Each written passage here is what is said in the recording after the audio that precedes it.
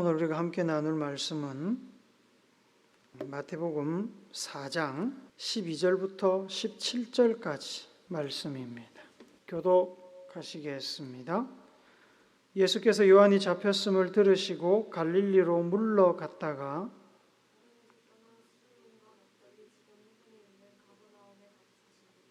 이는 선지자 이사야를 통하여 하신 말씀을 이루려 하심이라. 일러스되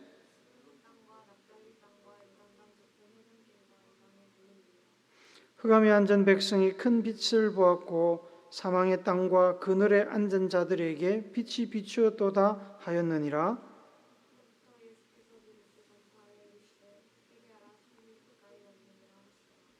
아멘.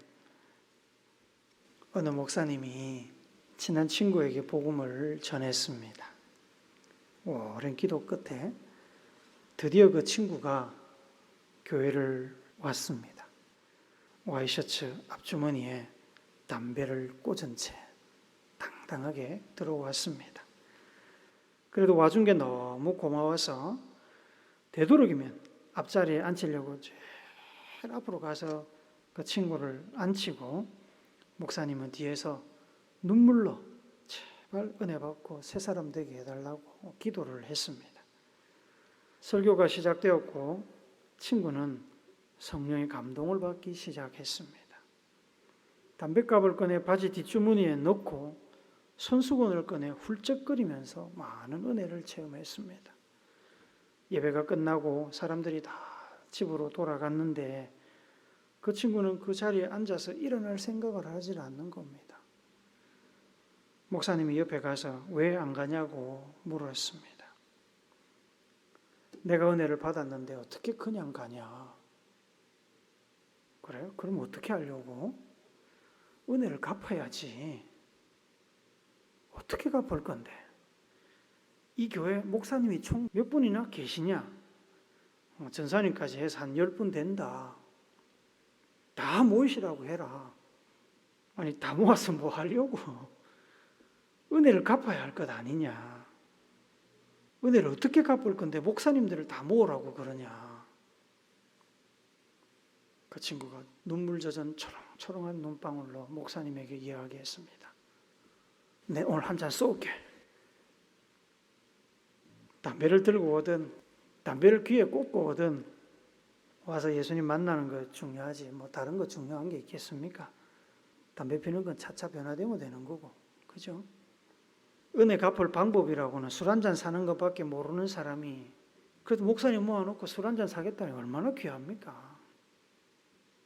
혹시 그런 분들이 저 교회 문을 열고 들어온다면 째려보지 마시고 기쁘게 환영해 주시기 바랍니다.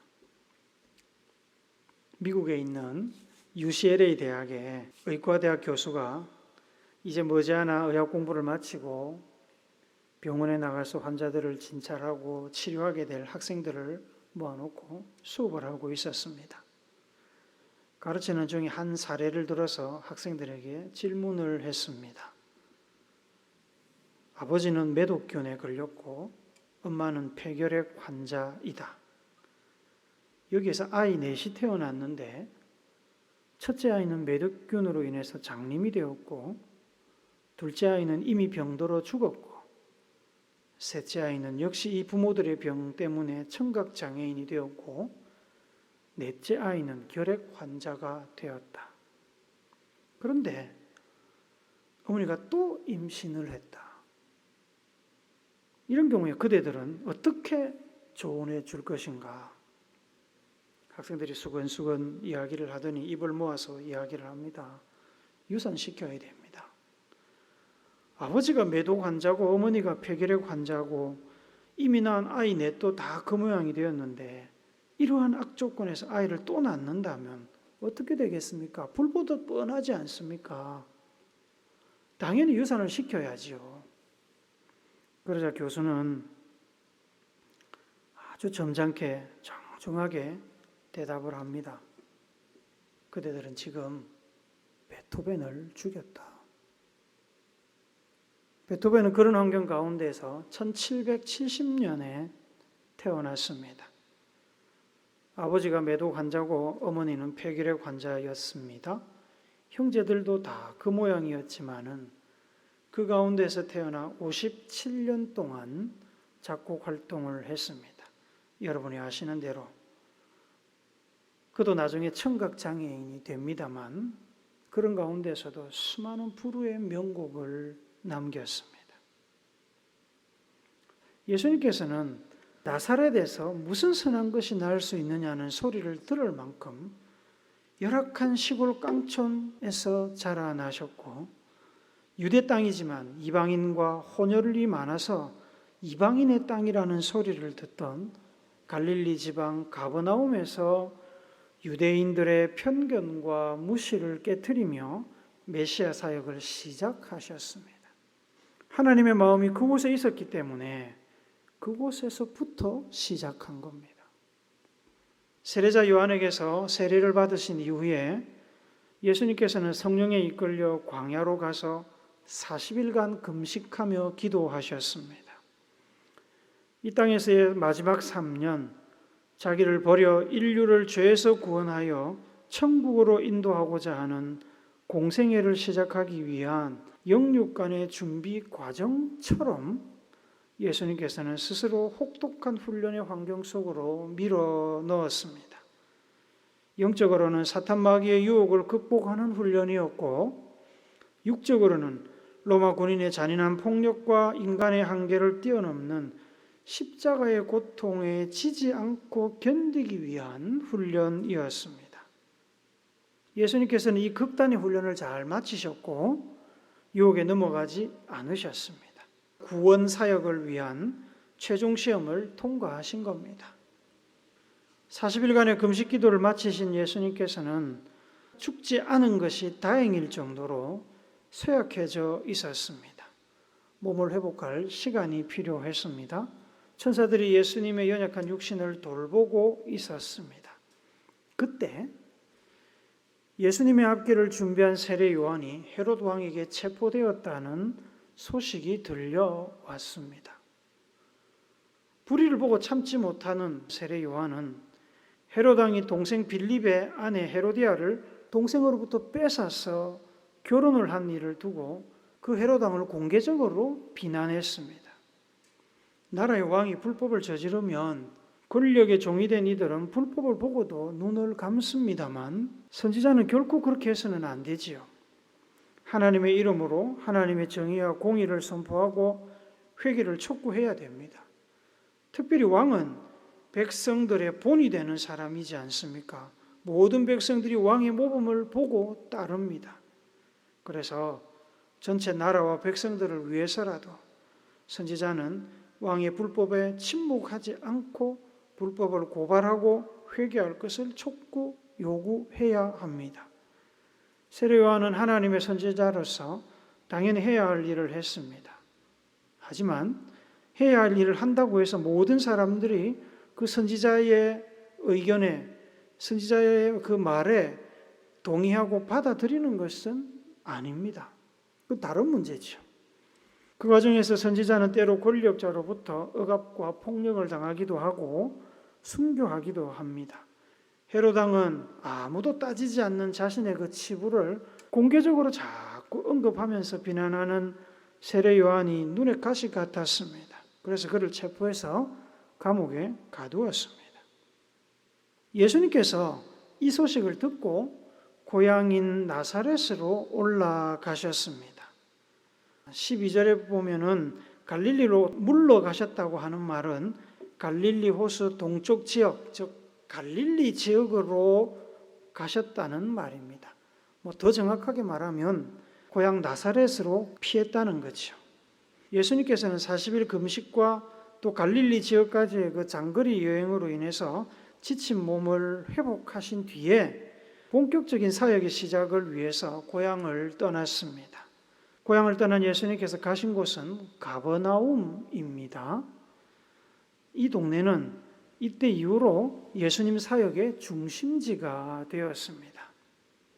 13절 말씀에 의하면 가버나움이 스불론과 납달리 지경의 해변에 있다고 표현을 하는데 지도에서 보시면 실제로 가버나움은 갈릴리 호수 북서쪽에 있는 마을입니다.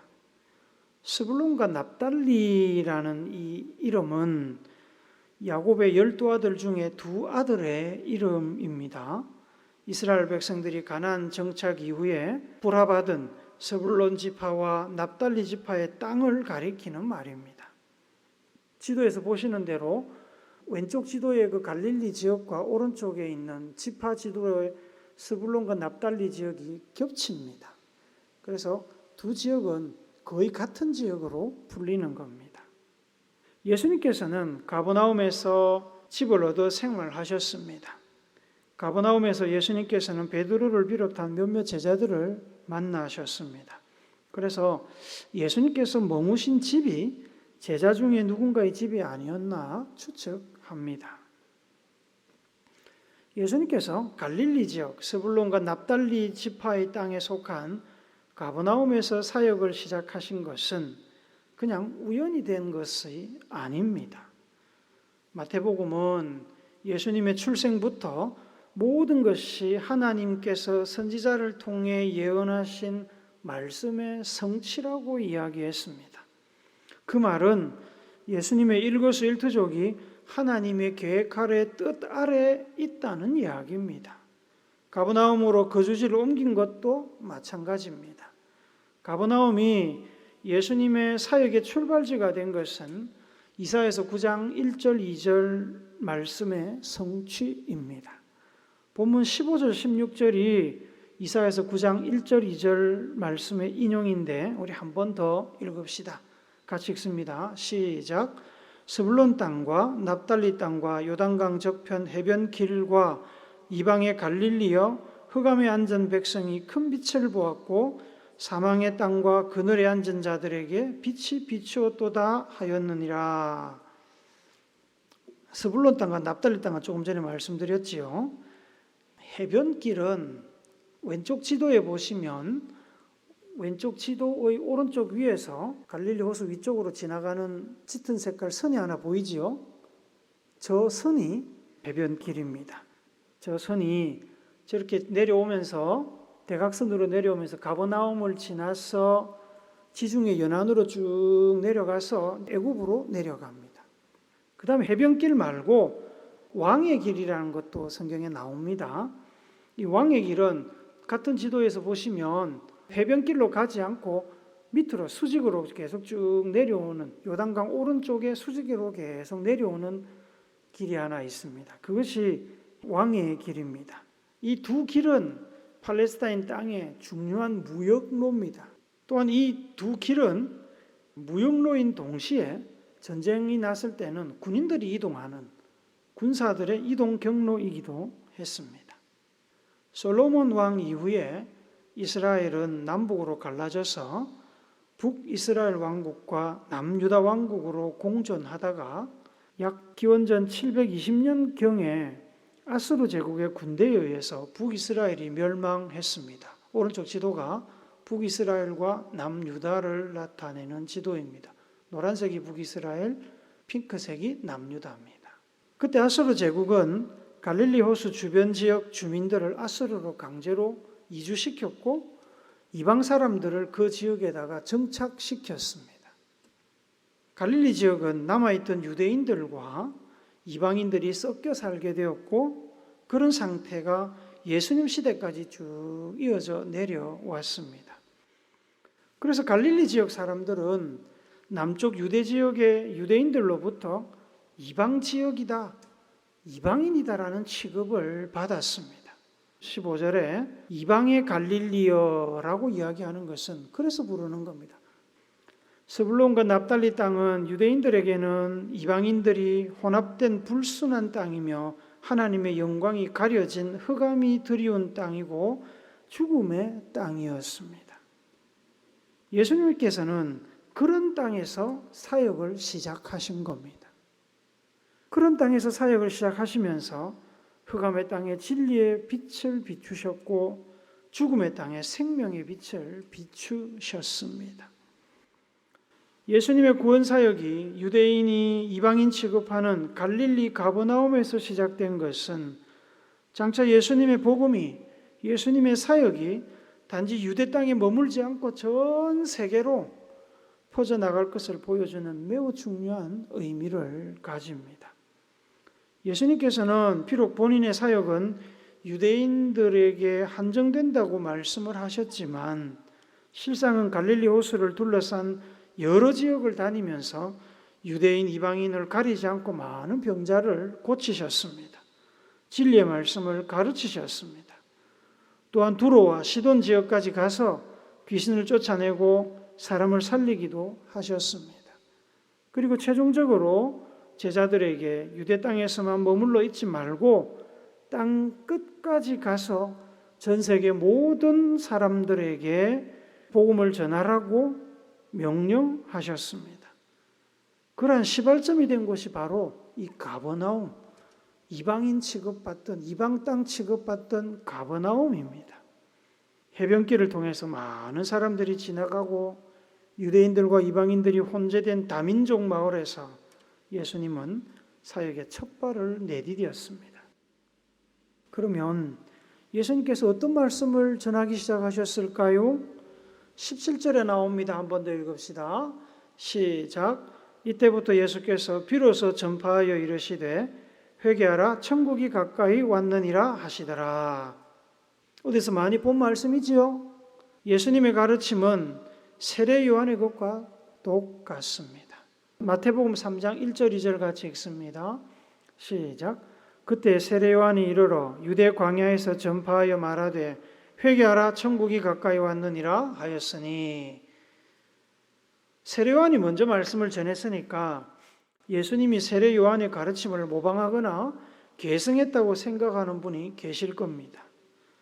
사람 입장에서는 그렇게 보이겠지만 사실은 그렇지 않습니다.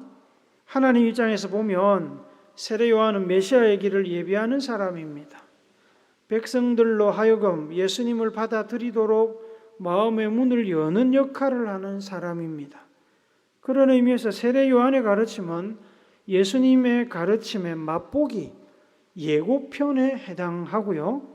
예수님의 가르침은 본보기, 본 가르침이 되는 겁니다.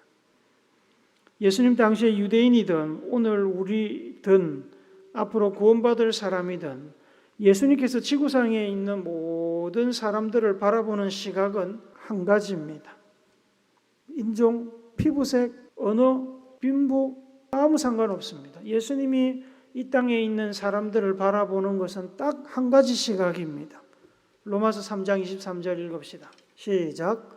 모든 사람이 죄를 범하였음에 하나님의 영광에 이르지 못하더니, 모든 사람이 죄를 범해서 하나님의 영광에 이르지 못하는 죄인이다. 로마서 5장 12절 말씀도 비슷한 말씀인데 읽어봅시다. 시작. 그러므로 한 사람으로 말미암아 죄가 세상에 들어오고 죄로 말미암아 사망이 들어왔으니 이와 같이 모든 사람이 죄를 지었으므로 사망이 모든 사람에게 이르렀느니라. 모든 사람이 죄인이고 결국 그래서 어떻게 해요? 모든 사람이 다 죽는다. 사망이 모든 사람에게 이르렀다. 예수님이 보는 시각은 딱 요 하나밖에 없습니다. 이전에 살았고 지금도 살고 있고 앞으로 이 땅에 태어나 살 모든 사람이 죄인입니다. 한 사람도 예외가 없습니다. 죄인이고 죄의 영향력으로 하나님의 형상이 일그러졌고 그로 인해서 생각과 행동이 악하고 잘못된 길로 가고 있다고 말씀하는 겁니다. 사람마다 차이가 있겠지만 도토리 키재기입니다. 그래서 예수님께서는 사랑으로 모든 사람을 구원하시려고 이 땅에 오셨고 회개해야 한다고 말씀합니다. 회개가 뭡니까? 돌이키는 겁니다. 가던 길을 돌이키는 거죠. 악한 마음과 생각으로 판단해서 걸어가고 있던 길을 멈추고 하나님 마음, 하나님의 가르침을 따라서 하나님께서 원하는 방향과 길로 걸어가는 것이 회개입니다. 그리고 우리의 마음 안에는 내가 판단하고 내가 선택한 길을 부정하시는 예수님의 태도를 싫어하는 마음이 있습니다. 내 감정, 내 상황, 내 인생을 내가 선택하겠다는데 예수님이 뭐라고 지금 개입을 하시고 목사가 뭐라고 하나님 말씀 덜먹이면서 내 인생이 잘못됐다고 이야기를 하냐고 반감이 일어날 수 있습니다. 그런데 내 생각, 내 판단이 과연 하나님의 생각, 하나님의 가르침보다 우월하고 더 이익인가를 생각해 보면 우리가 누구의 생각, 누구의 판단과 가르침을 따라야 할지는 어렵지 않게 선택할 수 있습니다. 겨우 100년 사는 우리의 지혜와 영원하시고 전지전능하신 하나님의 지혜 중에 누구의 것이 더 지혜롭고 더 우리 자신에게 이익이 되겠습니까? 답은 쉽지요. 그래서 우리는 우리의 길에서 하나님의 길로, 우리의 선택에서 하나님의 선택으로 삶의 방향을 돌려야 됩니다. 그걸 회개라고 그럽니다. 천국이 가까이 왔다고 말씀하셨는데 이것은 두 가지 의미가 있습니다. 첫째로 천국이 가까이 왔기 때문에 메시아가 오셔서 구원받을 기회를 가지게 되었다는 뜻입니다. 예수님 외에 구원받을 방법이 없습니다. 예수님께서 하나님 나라를 이끌고 이 땅에 오셨습니다. 그러니 기회가 왔을 때 얼른 그 기회를 잡아야 되겠죠. 회개하고 예수를 영접해야 됩니다. 둘째로 하나님 나라가 가까이 왔다는 것은 재림의 심판도 가까이 오고 있다는 말씀입니다. 재림을 약속하신 예수님은 다음에 올 때는 심판주로 오신다고 하셨습니다. 하나님의 나라가 가까이 와서 구원의 기회가 주어졌다면 동시에 잠시 뒤에 하나님의 최종 심판이 따라온다는 말입니다. 기회가 있을 때 구원의 문을 열고 들어서지 않으면 지옥문이 열립니다. 예수님께서 모든 사람이 구원의 문, 생명의 문에 들어올 수 있도록 모든 사람을 초청하셨습니다. 계시록 3장 20절 읽습니다. 시작. 볼지어다 내가 문 밖에 서서 두드리노니 누구든지 내 음성을 듣고 문을 열면 내가 그에게로 들어가 그와 더불어 먹고 그는 나와 더불어 먹으리라. 누구든지 기회가 있을 때, 가까이 왔을 때, 예수님이 얼른 오라고 그러실 때 문을 열면 예수님과 함께 먹고 살 수 있다고 하십니다. 사랑하는 우리교회 성도 여러분, 사랑의 왕이신 예수님께서는 하나님의 뜻을 따라 이 땅에 와서 유대 사람들이 사람 취급하지 않던 흑암의 땅, 죽음의 땅에서 사역을 시작하셨습니다. 무시당하던 사람들, 버림받은 땅, 누구도 아무런 기대도 하지 않는 곳에서 사역의 횃불을 높이 드시고 구원의 행진을 시작하신 것입니다. 하나님의 아들 예수님께서 그렇게 갈릴리 땅에서 인류 구원의 사역을 시작하실 때 하나님의 대제사장, 하나님의 종교 지도자들은 예루살렘에서 잘 먹고 잘 살며 하나님의 마음, 하나님의 뜻을 외면한 채 손에 있는 부귀영화와 권세를 누리고 있었습니다. 백성들을 외면한 채 하나님의 아들도 몰라보고 마음대로 살면서 하나님을 잘 따르고 있다고 착각하고 살고 있었습니다. 우리의 마음은 지금 어디에 있습니까? 우리의 마음은 하나님의 마음이 있는 곳에 같이 있습니까? 아니면 내가 생각하는 곳, 내가 옳다고 판단하는 곳에 가 있습니까? 만약에 우리의 마음이 하나님의 마음이 있는 곳에 가 있지 않고 우리의 삶이 예수님이 계신 곳에, 우리의 인생의 걸음이 예수님의 길에 가 있지 않다면 우리는 빨리 돌이켜야 됩니다. 회개해야 됩니다. 그래야 삽니다. 그래야 구원에 이를 수 있습니다. 하나님의 나라는 이미 우리 곁에 와 있습니다. 구원의 기회가 우리에게 주어져 있지만 동시에 곧 심판의 때가 가까이 다가온다고 말씀하십니다. 예수님과 함께 예수님이 계신 곳에 머물고 예수님을 따라 살면서 예수님의 뜻을 이루는 여러분과 제가 되기를 가난하고 버려진 땅 갈릴리에서 첫 사역을 시작하신 예수님의 이름으로 축복합니다. 아멘.